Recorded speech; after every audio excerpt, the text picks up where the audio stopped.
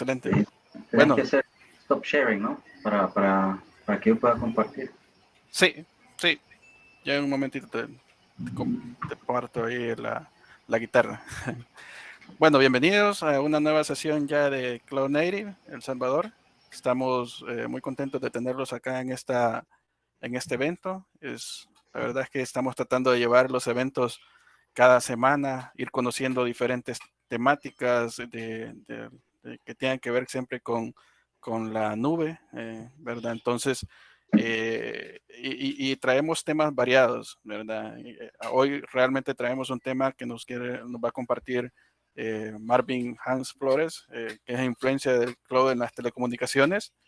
Y, y eso es lo que vamos a estar viendo, ¿verdad? Entonces, Marvin Flores es un ingeniero en telecomunicaciones de Canadá, como lo mencionaba, ¿verdad? Es una persona que tiene vasta experiencia en el área de telecomunicaciones como tal y se ha desempeñado en roles como ingeniero de integración, soporte, ¿verdad? Para arquitecto de soluciones para clientes a nivel mundial, ¿no? Y eso eh, tiene vasta experiencia en esta área. Ha trabajado en más de 23 países, ¿verdad? En 3 continentes. Entonces es una persona que conoce su rama y pues se ha especializado en Packet Core. Entonces, desde hace más de 3 años se desempeña como jefe de operaciones en soporte de cloud para las Américas y hoy está aquí con nosotros compartiendo esos conocimientos y compartiendo todo lo que tenga que ver con esta parte de telco y cómo esto se une a la parte de cloud, ¿verdad? Entonces, eso es lo que vamos a ver hoy. Y sin más preámbulo, quiero dejar a Marvin con ustedes. Entonces, puedes compartir ya, Marvin. Okay. Y bienvenidos los que se van agregando.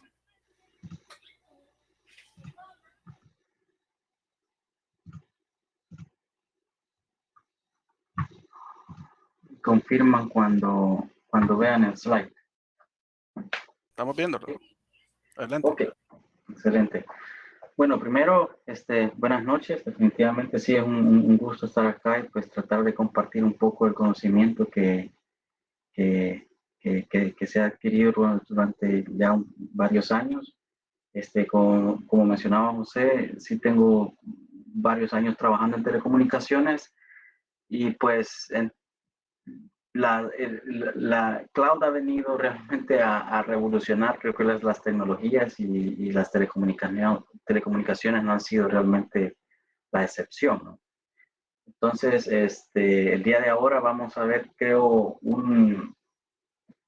tal vez una perspectiva que tal vez la mayoría no la tenía. Normalmente el cloud se relaciona más con la parte de developer, pero ya veremos que realmente pues existen muchísimas más áreas, ¿no? que se pueden explorar con esta rama de cloud. En la agenda pues vamos a ver, bueno, una pequeña introducción en la que estamos, vamos a ver la evolución de las telecomunicaciones durante todos estos años, vamos a hablar un poco de 2G, 3G, 4G y cómo vamos a ver realmente cómo la parte de cloud está influenciando también, y creo que es una de los puntos más importantes de cloud en el 5G, de hecho, y vamos a ver por qué. Vamos también a hablar de un poco sobre lo que es NFV MANO, es Management and Orchestration para Network Functional Virtualizations. Vamos a hacer un overview de eso y cómo la evolución pues, se ha tenido a través pasando de las BNFs, Virtual Network Functions, hacia contenedores, ¿no? Y vamos a tener una sección, pues obviamente, de question and answers. Como lo mencionaba, pues las telecomunicaciones han sido influenciadas por cloud y todas las compañías de telecomunicaciones, Huawei, Nokia, Ericsson, todos realmente han tomado ese camino o evolucionado para poner todos sus productos o equipos de telecomunicaciones en la parte de cloud, para lo cual le llaman ahora pues una solución telco cloud, básicamente. Si ustedes buscan en Google van a encontrar telco cloud y van a encontrar todas esas ramas que les estaba mencionando. También uno de los objetivos es demostrar que el hecho de trabajar en cloud no solamente hablamos de la rama de developer, sino que también te da flexibilidad para poder trabajar en varios campos, no solamente en esa área, sino también en la parte de networking, telecomunicaciones, etcétera, ¿no? Veamos intención poner algunas fotografías de ciertos sitios. No sé si ustedes han tenido la oportunidad de estar en los centros de telecomunicaciones, pero normalmente digamos, el área de máquinas es más o menos algo así. Tal vez no el desorden como se ve acá de los cables, pero sí, normalmente todo, cuando hacemos llamadas telefónicas actualmente, normalmente son equipos muy parecidos a esto y sitios muy parecidos a esto, ¿no? Con pisos falsos, donde se tira todo el cableado, etcétera, etcétera, y con esto medio extraña, ¿no? Como un overview, creo que me llamó la atención tal vez dar una pequeña introducción sobre los estándares de telecomunicaciones, porque vamos a hablar cómo es que estos estándares definen los funcionamientos de los equipos de telecomunicación y así también han definido un framework para poder adaptar las tecnologías de cloud en las telecomunicaciones. Eso, bueno, vamos a ver ahí el mano, NFVI mano, básicamente está digamos, definido a través del ETSI y los 3GPPs, ¿no? Esto realmente para mí fue muy interesante entender un poco sobre los 3GPP, porque son básicamente todas las compañías de telecomunicaciones y grandes operadores, por ejemplo, AT&T, no sé, Verizon, si te vas a China Mobile o Docomo en Japón, y no sé, todos esos clientes incorporados con Huawei, Ericsson, Samsung, Nokia, todos estos, digamos, empresas o clientes, proveedores, se reúnen y definen cómo las telecomunicaciones evolucionan. Ellos definen cómo un equipo se va a comportar, qué tipo de comunicación, qué tipo de información se va a hacer exchange. Y así, básicamente, ellos definen cómo 2G funciona, cómo 3G funciona, cómo 4G funciona, etcétera, etcétera. Y todas estas empresas, al final, pues todo, al hacer, digamos, compliance con estos, digamos, estándares, puede existir, digamos, intercomunicación entre ellos, ¿no? Ya vamos a ver más adelante.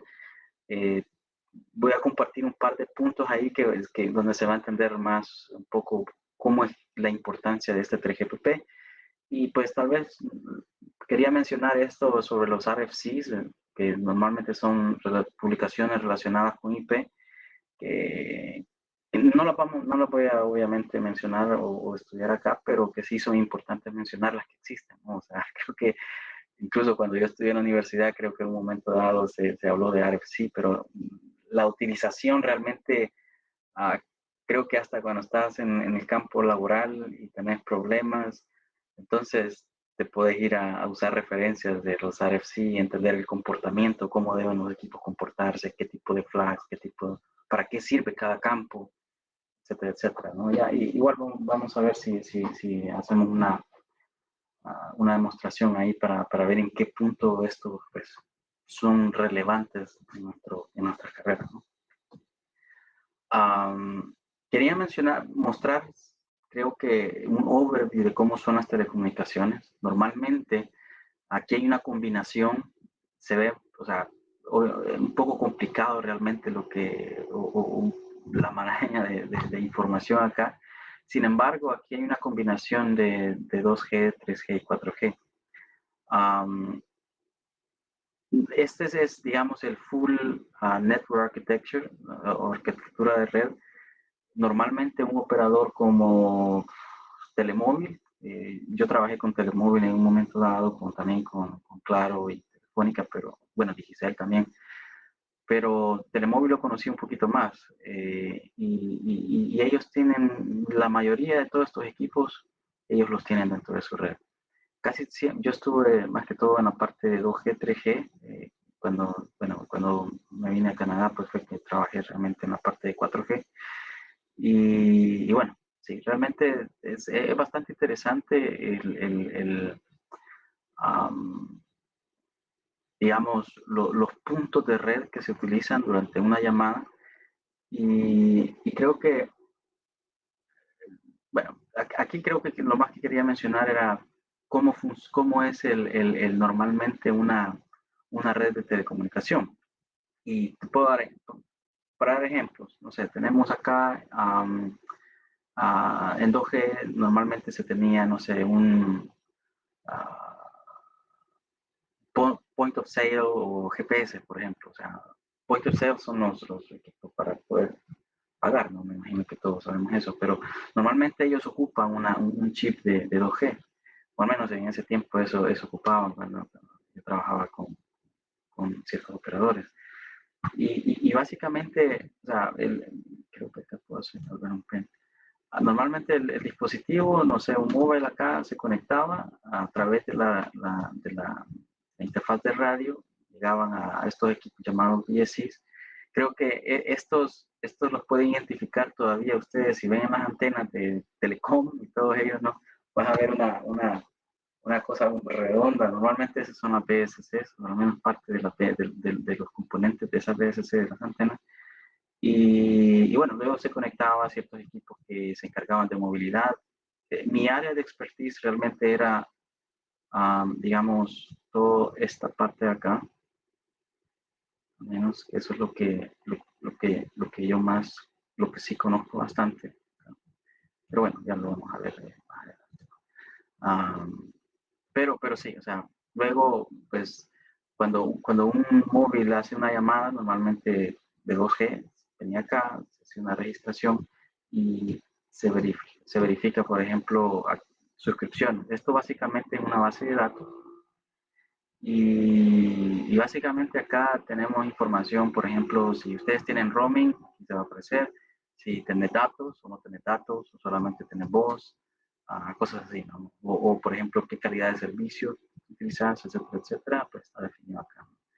Y luego, bueno, en 2G era bastante sencillo, simplemente existían unas cuantas interfaces, ¿no?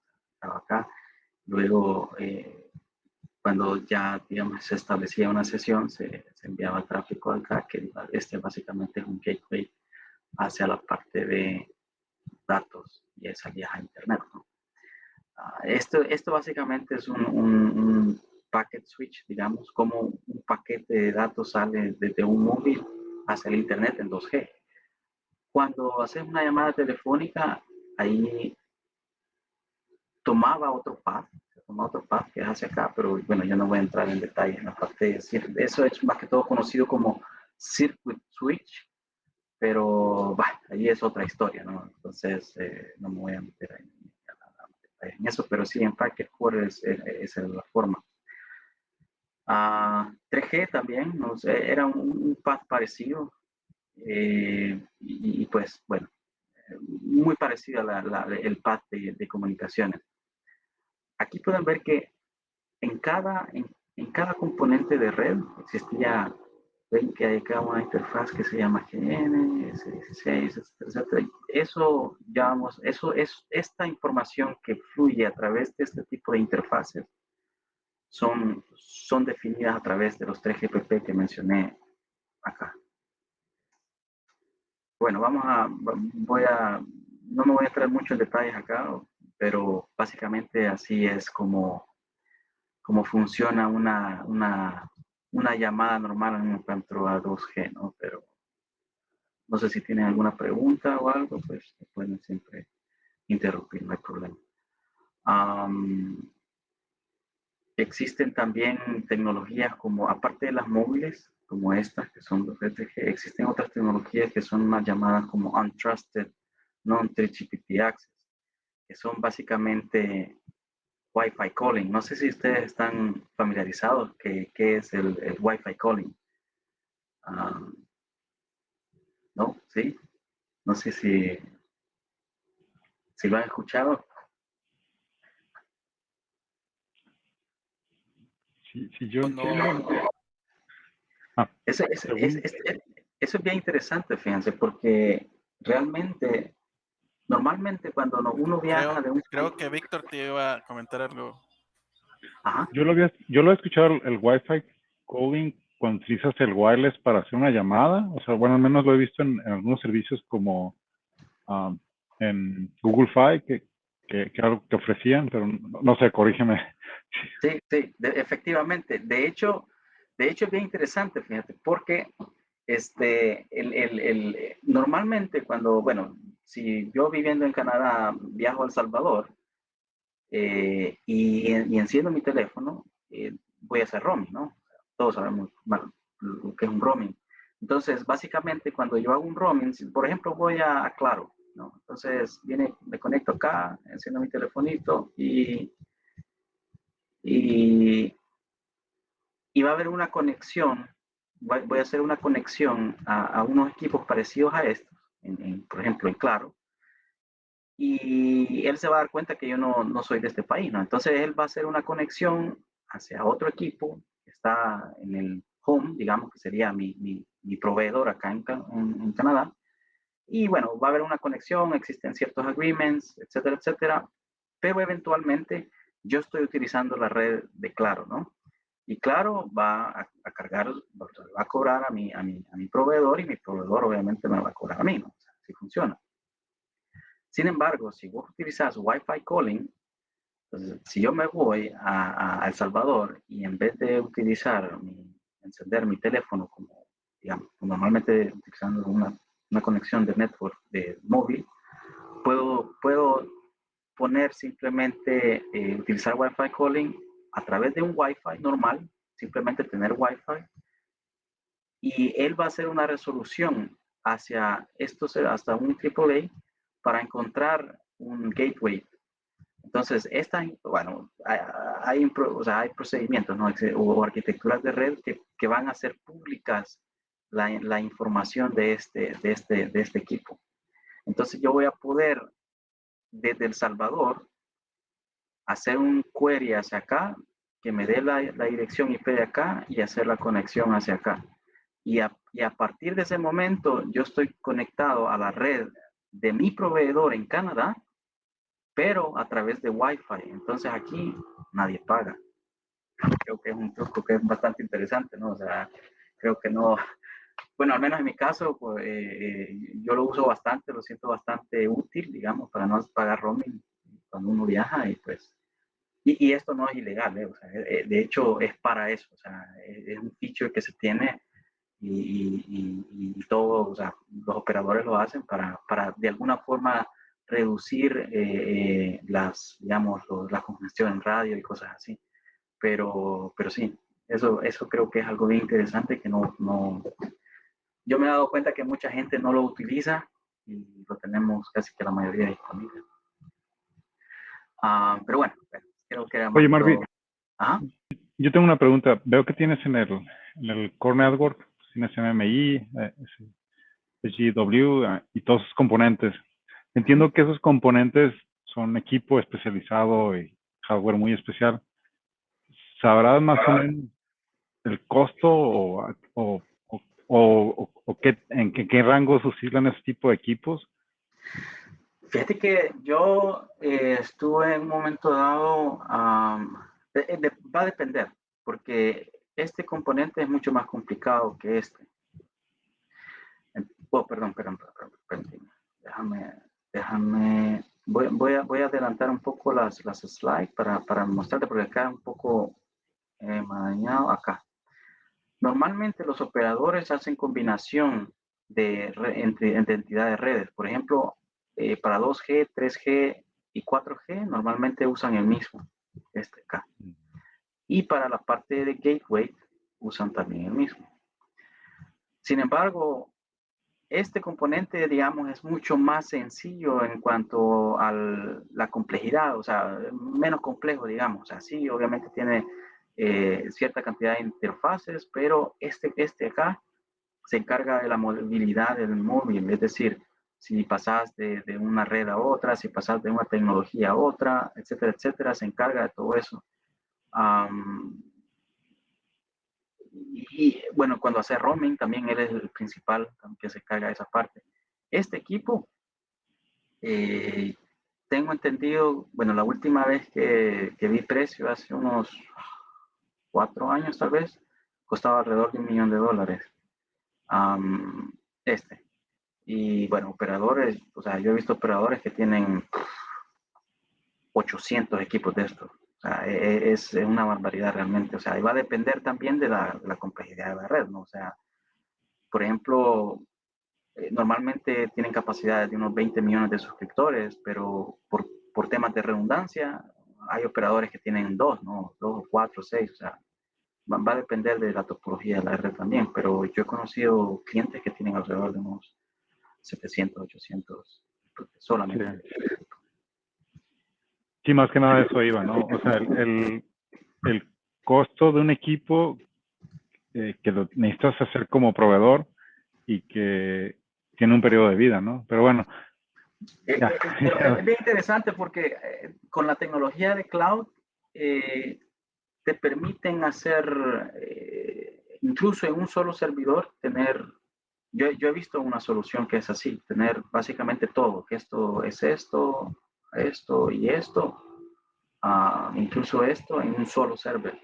Obviamente la cantidad de suscriptores son, no sé, 500, 1000, no es, lo usan normalmente para dar servicio, por ejemplo, no sé, a un cliente que está, o sea, remoto, un pueblito allá por, no sé, creo que el que está en Canadá, tal vez allá por Nunavut, donde, donde está el último pueblo aquí de Canadá, o sea, que está bastante al norte. O sea, para algo así sí creo que existe, se utiliza más este tipo de soluciones, pero para alguien, para un proveedor serio, normalmente es una cantidad bastante alta. Pero bueno, vamos a, siguiendo más con un poco de overview sobre estos temas. Creo que era más, encontré esta foto en internet que creo que me llamó la atención porque era bastante fácil ver la diferencia cuando te mueves de, la diferencia de lo que mencionaba de Circuit Switch y Packet Core. De hecho, mi expertise, bueno, yo empecé trabajando como en Packet Core, en GPRS, que era en 2G, y básicamente Packet Core es el manejo de paquetes a través de las redes de telecomunicaciones hacia la red IP, ¿no? Y todos sabemos realmente la evolución que ha tenido de 2G, 3G y 4G. Pero bueno, en 2G, algo bien interesante, bueno, creo que vale la pena mencionar, se tenía Circuit Switch, bueno, esa no me sale, pero bueno, Circuit Switch, que se conecta a la PSTN, que básicamente es la red telefónica tradicional, ¿no? Y que, por cierto, esto es bien importante mostrarlo. Esta tecnología de PSTN, de Circuit Switch, viene desde los 80s. Y llama mucho la atención porque todavía se está utilizando esa red. O sea, si vas a Telecom, o sea, Telecom, Telefónica, todos ellos tienen todavía su red utilizando su Circuit Switch. Pero bueno, eso es otro tema. Luego, pues tenemos lo que mencionaba, a través del Packet Core, salieras a la red IP. El tipo de dispositivos que se tenían, no sé si aquí hay gente que logró utilizar el WAP en estos tipos de teléfonos viejitos. Bueno, así funcionaba Internet antes. Creo que los que estamos arriba de los 35 vamos a entender más que todo esto. Pero antes había un WAP server que existía en algún lugar acá que pasaba a través, la señalización pasaba sobre este path para poder llegar a esos WAP servers. Y el Internet, básicamente, los datos eran solamente para MMS, ¿no? Ahora creo que casi ni se usa. Luego con 3G, pues obviamente el tema creo de 3G más que todo fue en la parte de las velocidades, o sea, la transmisión de datos fue mucho más alta. Y pues en la parte de 4G ya pues hablamos de anchos de banda, no sé, de 1 giga para un usuario, ¿no? Ya eso es posible. Sin embargo, aquí muestran algo interesante. Para poder salir hacia la red IP, si ven este link acá, utilizan una red llamada IMS. Esta red es basada en telefonía IP realmente. Y bueno, creo que igual en El Salvador creo que no se usa, pero la mayoría de los clientes grandes en Norteamérica sí han migrado a esta parte. Y básicamente pues utilizan la red 4G para establecer llamadas telefónicas a través de una red IP, ¿no?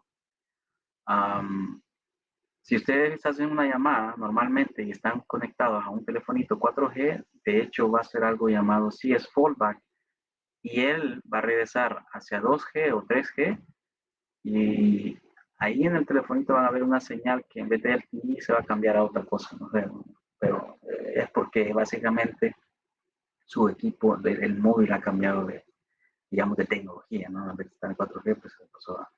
Entonces hay varios procedimientos que existen en telecomunicaciones para hacer handover, digamos, de pasar de una antena a otra y cosas así.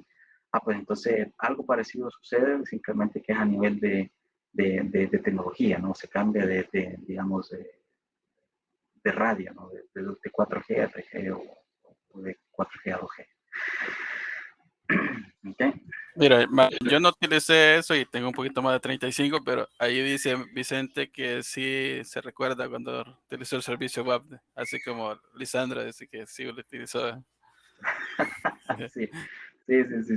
Ahí puedes ir tirando los rangos de edad también, ¿eh? Cabal. Ahí me incluyo, pero sí estuve en el límite. Adelante.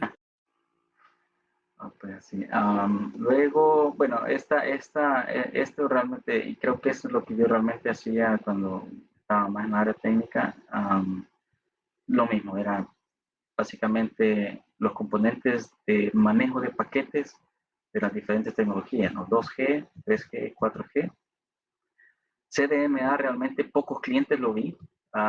Creo que solamente Verizon conocí en Norteamérica que realmente utilizaba. Realmente en el mundo también creo que algunos países asiáticos, mal no recuerdo, como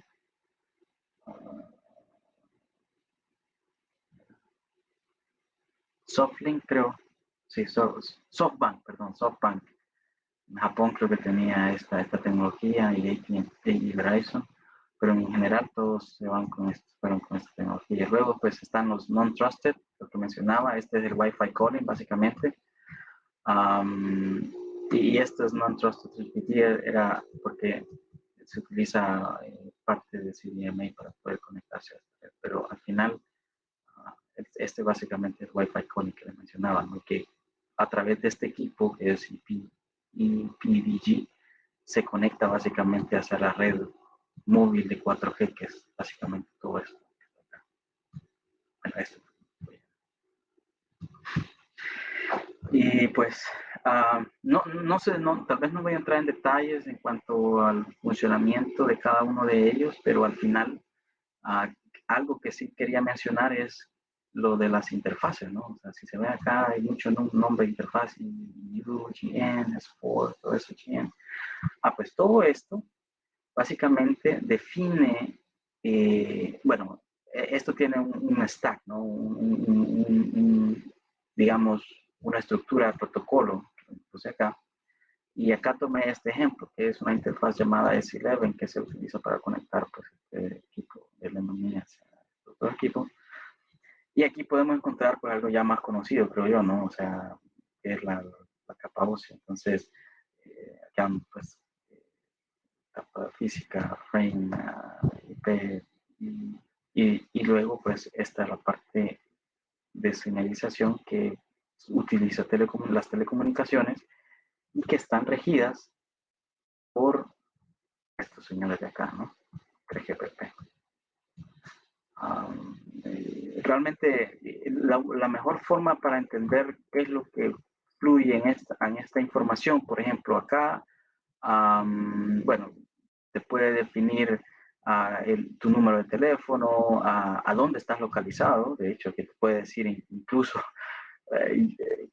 yo logré ver situaciones donde podías decir, bueno, está localizado en la 6ª Avenida Sur, bla, bla, bla, bla, bla, bla, bla, y está a una altura de, no sé, en el 3er piso. O sea, era bien específico el punto de localización. Obviamente no decía tercer piso, decía, no sé, altura X, ¿no?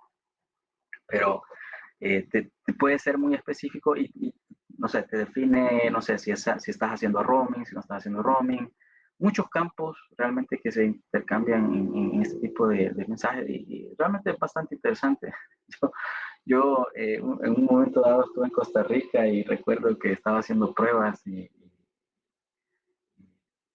era a través de, sí, este equipo estábamos haciendo pruebas y era en 3G. Y recuerdo que podía ver la comunicación, o sea, los mensajes de texto, toda la gente, todo lo que hablaban y podías encontrar ahí. Era simpático ver todo lo que la gente hablaba, se tiraban piropos y cosas así. Entonces, toda esa información la puedes ver acá. Pero en 4G obviamente ya la parte de voz y mensajería pues está encriptada, ¿no? Eso en ese tiempo que estaba acá. Obviamente hay procedimientos para deshabilitar ciertos encriptados, pero normalmente toda esa información está encriptada. De hecho, algo bien interesante es que las empresas, existe algo que se le llama lawful interception. Creo que, bueno, no voy a entrar mucho en detalle porque es bastante restringido, digamos, la información que se comparte de esto, pero básicamente lawful interception es que los gobiernos pueden escuchar y pueden, obviamente a través de procesos legales, pero pueden escuchar lo que dicen, dónde están, qué hacen, bla, bla, bla, bla. Entonces, eso se hace. Eso existe también en la telecomunicación. Y bueno, lo mencionaba también a la parte de IP, que mencionaba los RFCs que se tienen, ¿no? Y creo que aquí es donde también quería mencionar que el conocimiento de a veces networking es bien importante, creo que a nivel general, o sea, no solamente en telecomunicaciones, sino que en todo, en Internet, obviamente. Y cloud no es la excepción también, ya vamos a ver por qué. Y pues, que, no sé también si estamos familiarizados con los RFC, que son o que definen. No sé si vale la pena tomar un tiempo para explicar más o menos cómo ellos definen o cómo poder ver la utilización de eso. ¿Qué dicen? ¿Lo vemos? Pues igual como veas en cuántas, cómo vas en la presentación. ¿Cuánto tiempo llevamos?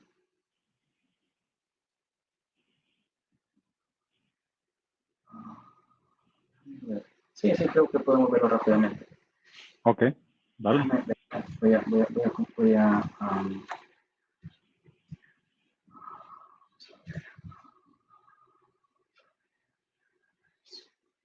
solamente algo rápido, ¿no? Que sí creo que se puede mostrar realmente la utilización de un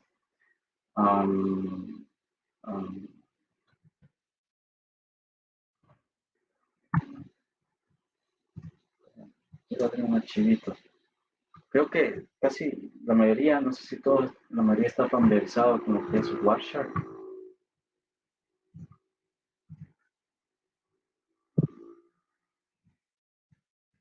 Sí, yo sí, captura de paquetes. Exacto. Pues entonces aquí te vamos a sacar un ejemplo. Bueno, este es que se ha hecho, bueno, exacto, captura de paquetes, ¿no? O sea, este de hecho fue un workshop tomado en una interfaz VHU, que fue tomada básicamente en una VNF, ¿no? Una Virtual Machine. Y bueno, ya tomando el tema del RFC, el RFC define qué es lo que está definido o qué es lo que cómo se configura un paquete, ¿no? O sea, y acá podemos ver, por ejemplo, bueno, este es un ping, ¿no? O sea, ping normal, creo que todos sabemos que es un ping, pero el RFC te define toda esta estructura, qué significa y para qué lo puedes utilizar. Entonces, si nos vamos al RFC y abrir específicamente el de ICMP, que básicamente es el que maneja la parte de los pings, ¿no?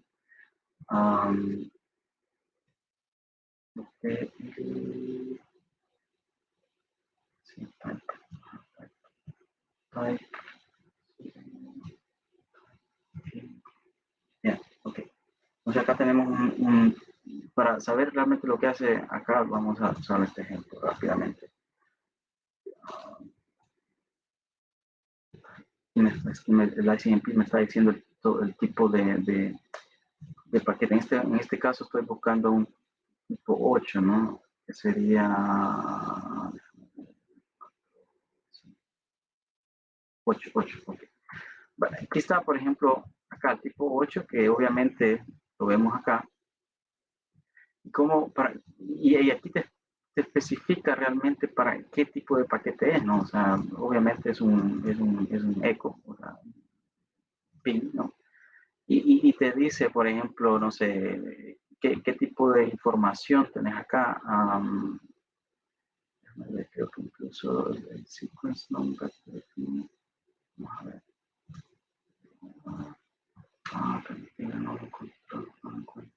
Bueno, acá, si leemos un poco acá, aquí te dice incluso para qué, por ejemplo, se puede utilizar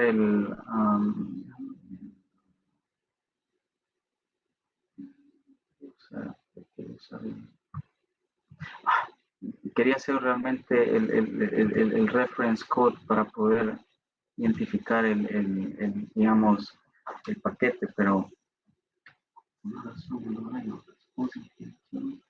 bueno, básicamente eso es lo que te hace el RFC, ¿eh? O sea, definir básicamente para qué sirve cada field que tenemos definido. Voy a seguir en la presentación, pero ok, vamos a pasar al siguiente punto.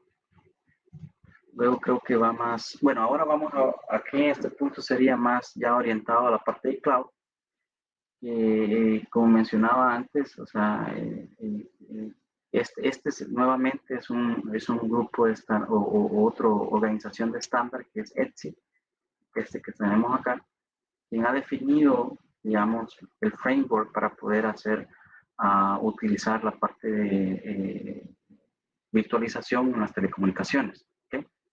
So, básicamente ese es el framework oficial, un framework que ellos definen. Obviamente cada compañía va a tratar de hacer un follow-up o de seguir este tipo de frameworks, ¿no? Entonces, en el caso con el que yo trabajo, básicamente lo han hecho de esta forma. Se tiene digamos, una infraestructura de virtualización, se tiene digamos, un área llamada Software Defined Infrastructure. Luego, la parte de la Virtual Infrastructure Management, donde tenemos básicamente un OpenStack y un Cloud SDN, que está basado en Open Daylight.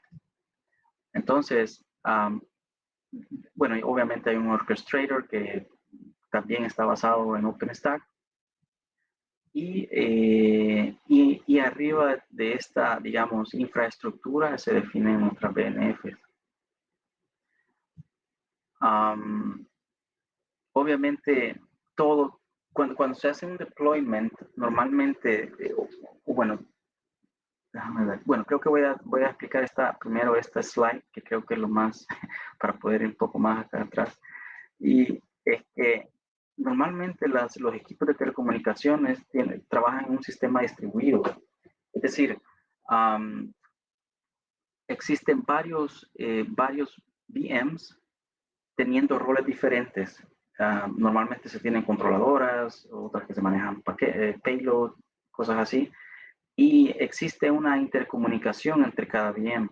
Y obviamente utilizan el OVS, que es el Virtual Switch dentro de los servidores, ¿no? Los computers.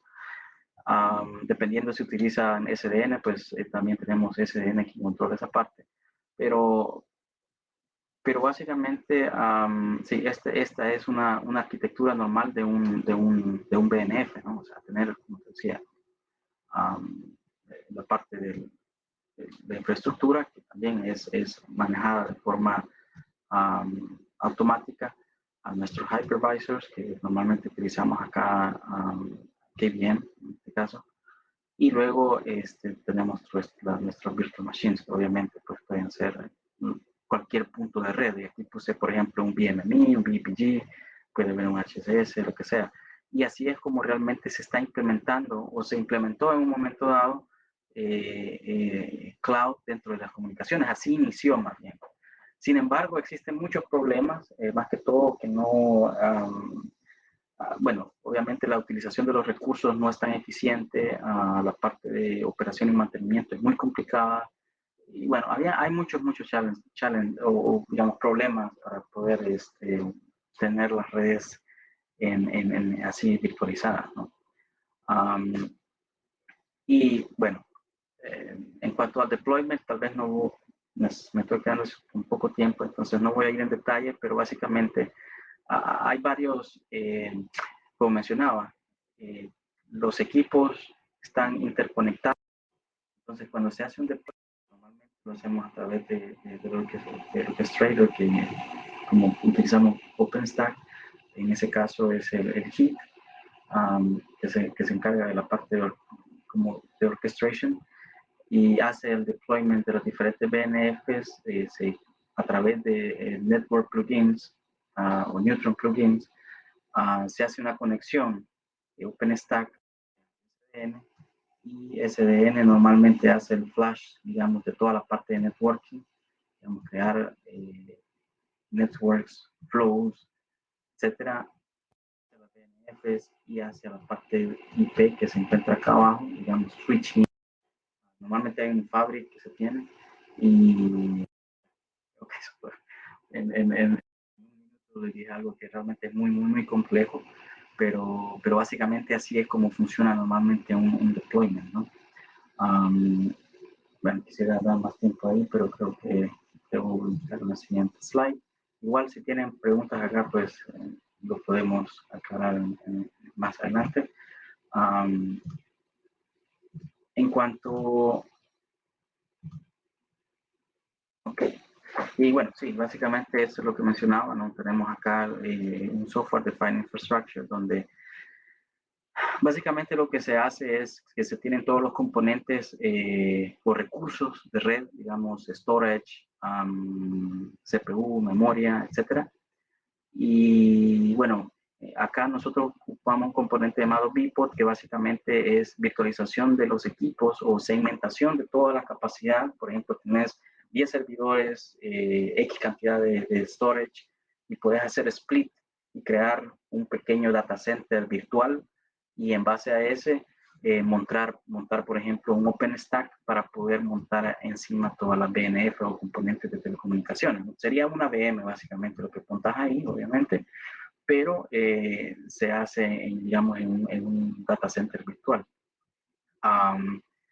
Como mencionaba también, si se utiliza SDN, en el caso que se utilice, se utilizan ciertos plugins de OpenStack, en este caso Neutron, que hace digamos, el deployment o el request hacia la parte de cloud.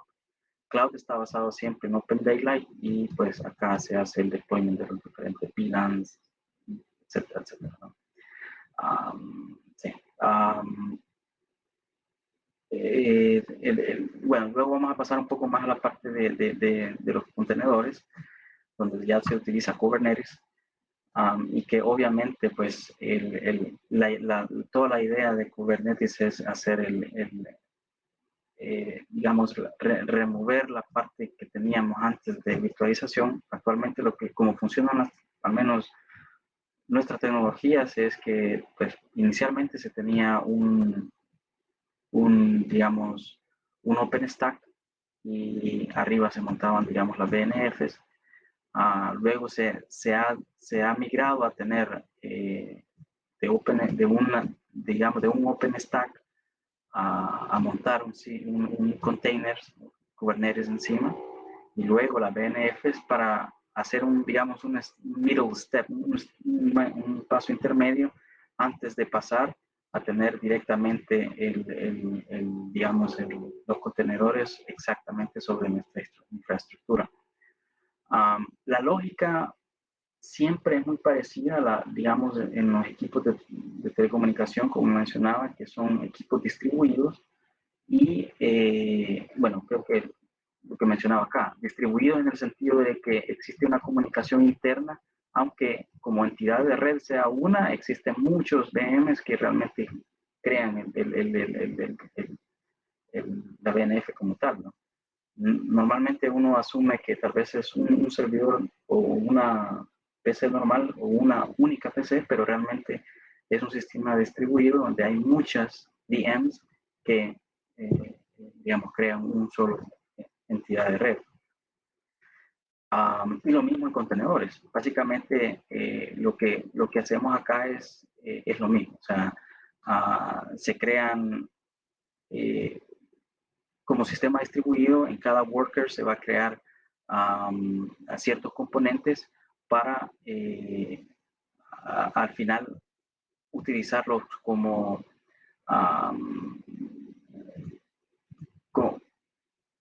se crean los diferentes roles, digamos. O sea, por ejemplo, acá definíamos un rol X, digamos, y para crear un VM como entidad de red. En este caso de Kubernetes, aquí ya no existe, digamos, tanto la entidad de red, sino el componente como tal. Y así se está utilizando básicamente los contenedores en la parte de telecomunicaciones, al menos en la solución en la que yo trabajo. Y luego creo que aquí viene la gran pregunta, ¿por qué se mueve realmente la tecnología de virtualización hacia containers, ¿no?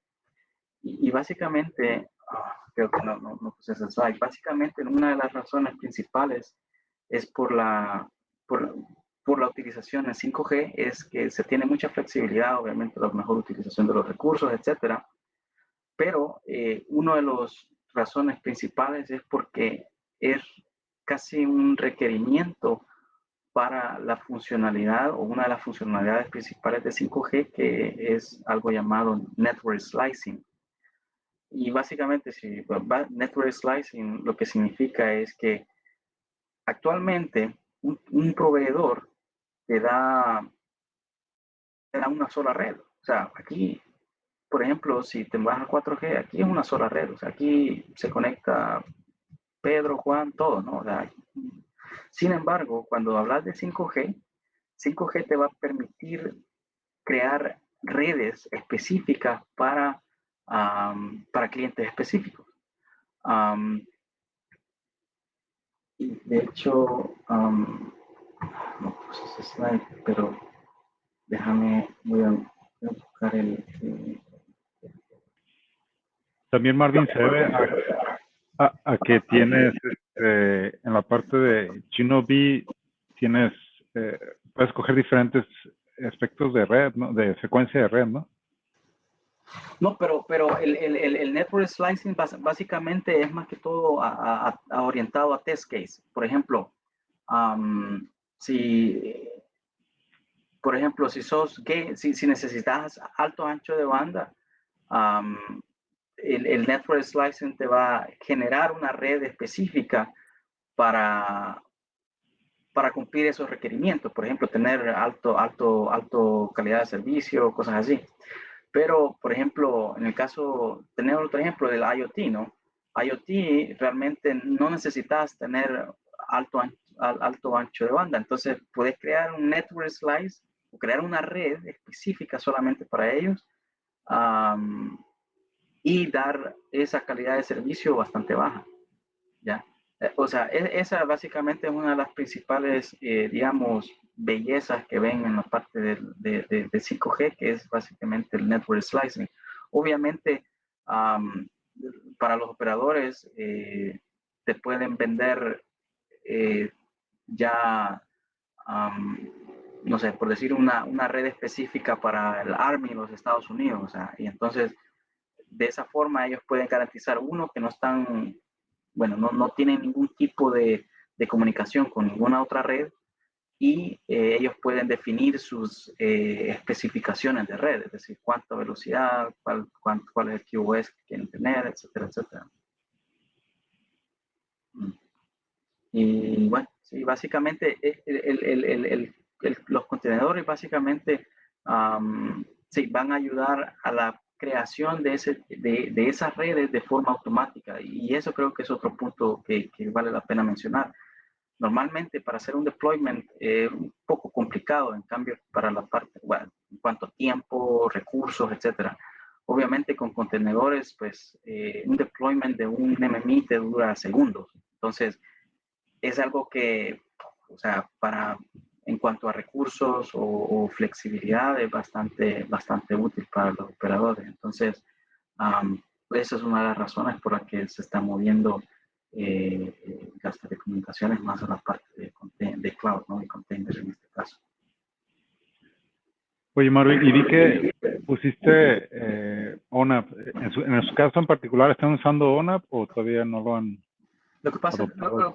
lo que pasa es de que es más como lo usan de referencia como una arquitectura.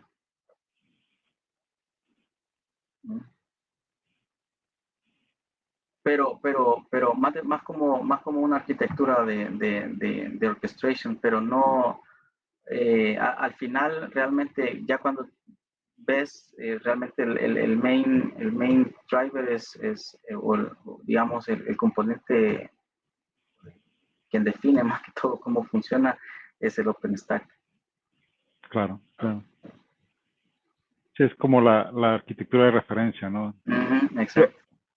Sí, realmente esto como humano, ONAP ha sido complicado de adoptarlo por los requerimientos que requiere y por lo complejo que es, ¿no? Sí, de hecho, pero sí, de hecho acá mencionan Viren, ¿no? Realmente, personalmente para mí es bien difícil comprender tal vez digamos, el alcance que se va a tener cuando esto pase a, bueno, de hecho no van a ser virtuales, sino van a ser con containers, pero es bien difícil entender la cantidad de trabajo que va a involucrar esta parte de pasar de un run normal a un virtual run. O sea, quizás por la cantidad de trabajo, yo siento que va a haber una cantidad de trabajo súper exagerada en ese dominio, o sea, va a ser algo increíble realmente. Pero por eso está lo de ORAN, ¿no? Lo de la iniciativa de hacer Open RAM o ORAN. Todavía no me metí mucho. Realmente me refiero más que todo a la cantidad de trabajo que va a haber. O sea, no sé realmente, digamos, en la cantidad de manpower que se va a necesitar para hacer una cantidad de deployment a nivel, no sé, en Norteamérica, por ejemplo. O sea, claro. va a ser una cosa bien obscena realmente. Pero bueno, no sé si quieren parar la grabación ya. O bueno, no sé si los question and answers van se quedan acabados, ¿ok? Pero no sé si tienen alguna pregunta, duda. No, súper, muchas gracias, Víctor, perdón, Marvin y Víctor por su participación también, ¿verdad? En este evento. Vamos a ver si los demás compañeros que se han quedado acá en la ponencia hasta el final, ¿verdad? Entonces, si quieren hacer más preguntas, bienvenidas.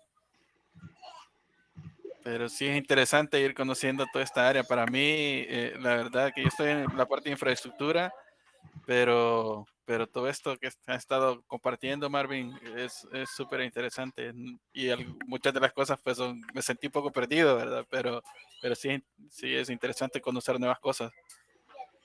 No, definitivamente. Yo creo que más que todo porque, no sé, a veces, bueno, de hecho sí, casi siempre se relaciona la parte de cloud con development, ¿no? O sea, Y en mi caso, en mi caso personal ha sido puramente en telecomunicaciones. O sea, las telecomunicaciones me han forzado a llevar a aprender un poco de esto, ¿no?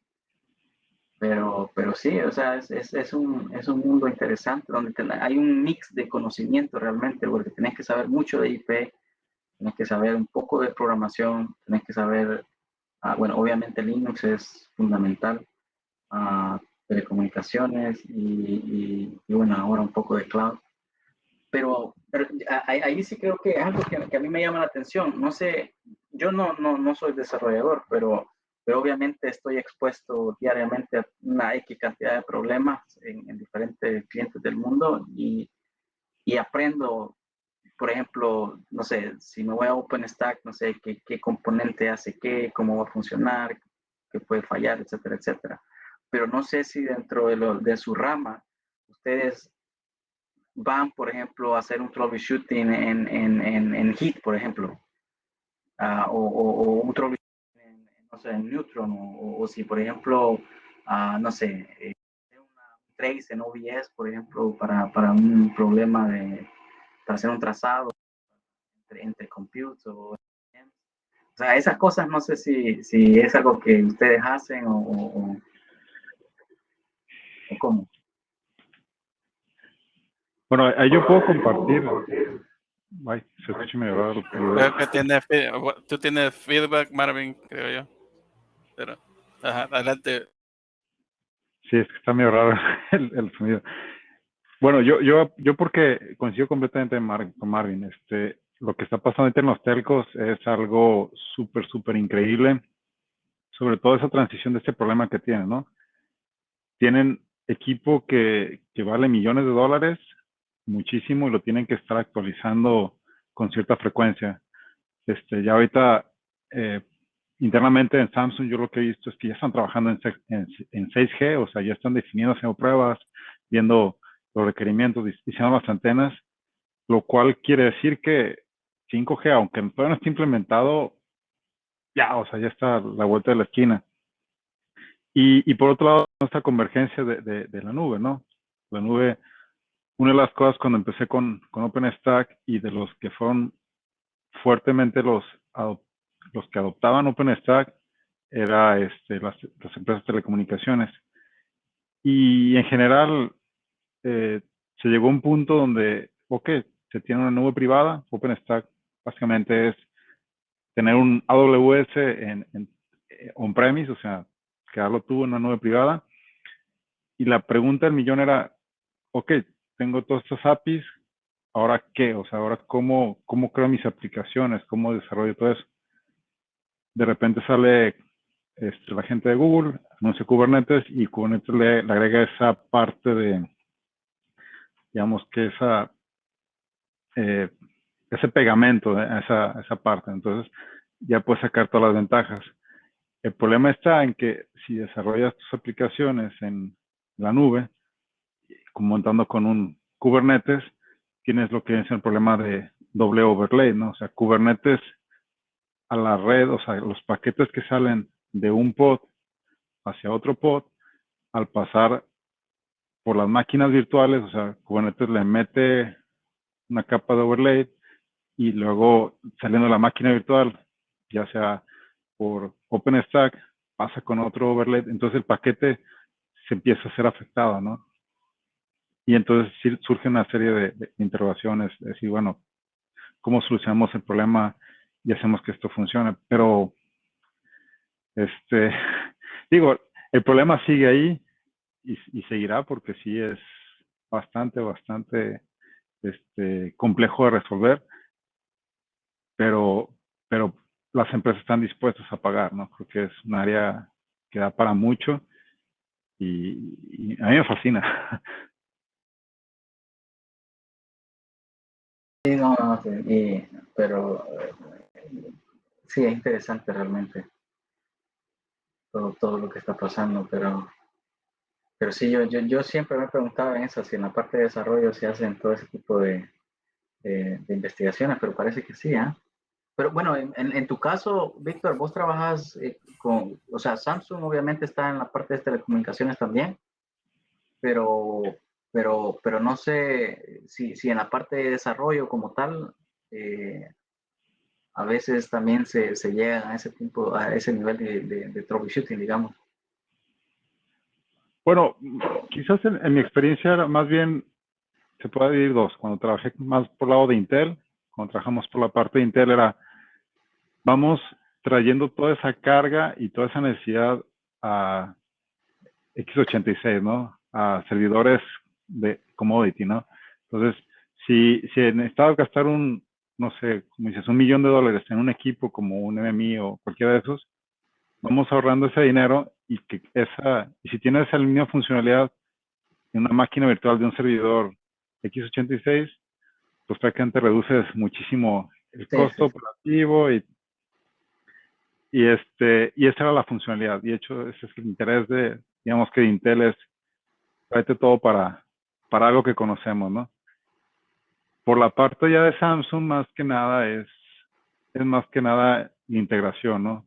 Desarrollo antenas, desarrollo ciertos productos y quiero asegurarme que mis productos estén compatibles con todo el ecosistema, ¿no? Entonces, que no me dejen fuera de la jugada, ¿no? Entonces, si por ejemplo, alguna solución de open source necesita comunicación con una antena, estar ahí presente, ¿no?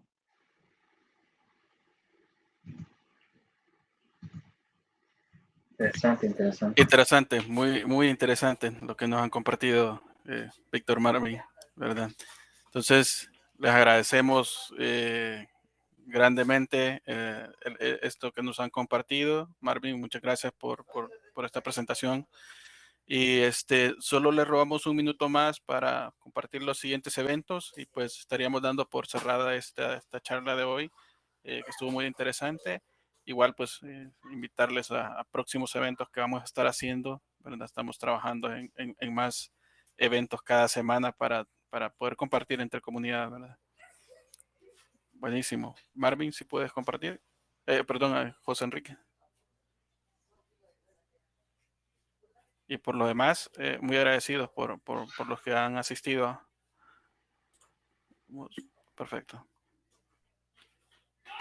Adelante.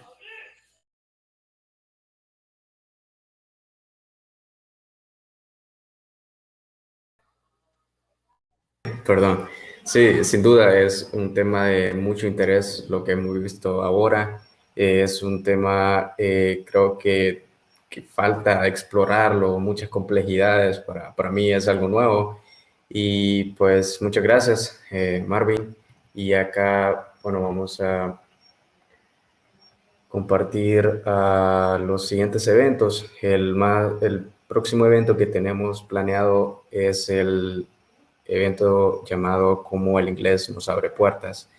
Este está para el 7 de octubre y el siguiente es un evento que hemos venido mencionando ya en eventos anteriores, el cual es KubeCon plus Cloud Native Con, que va a ser desde el 11 de octubre hasta el 15 de octubre.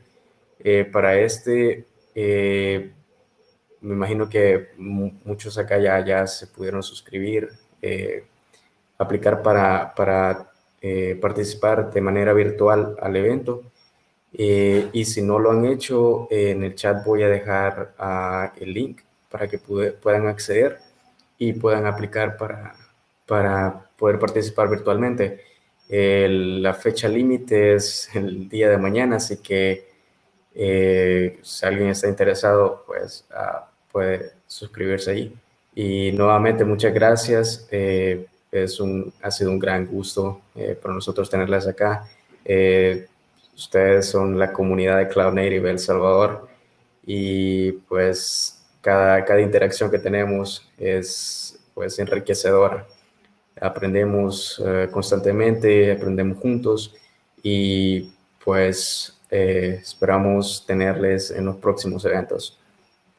Ahorita. Excelente, yo se las compartí. Bueno, un gusto. Cuídense, buenas noches y nos seguimos viendo en el próximo evento. Vámonos.